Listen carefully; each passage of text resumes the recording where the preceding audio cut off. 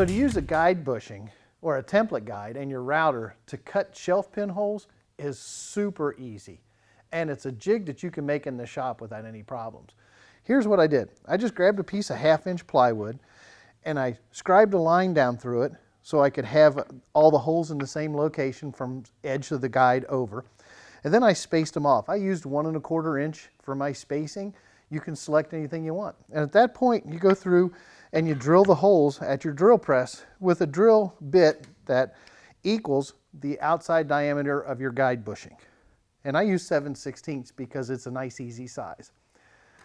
All right, so that's the same thing that I have set up in my router. Here you can see what we're doing. I have the guide bushing attached to my router. I have a 1/4 inch spiral upcut bit installed in the router already. And so all I'm going to do is start this and get it all rolling, and you can see how easy it is. But as I'm clamping this down, one of the things you can remember here is that you don't have to run all the holes. You can run holes on either side of your shelf location, or you can run a continuous series up and down a longer area.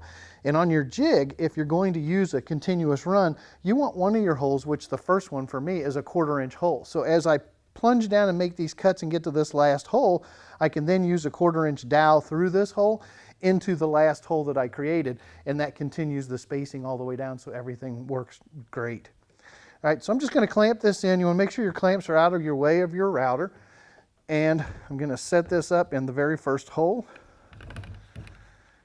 And plunge down on my router, set it the bit down against my workpiece, set my depth of cut. And now I'm ready to go. And I'll show you how fast and easy this is by just knocking these out.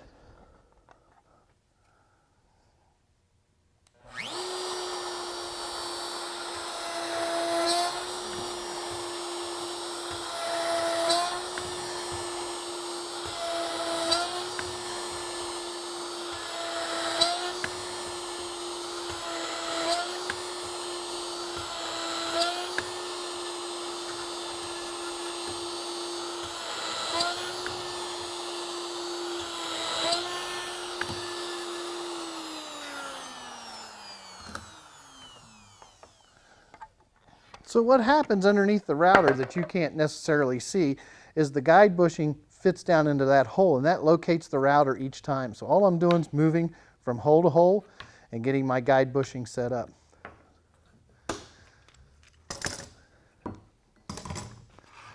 Now I've got a bit of dust in it, but when I take that out, you can see how evenly spaced and how quick these holes are to put in.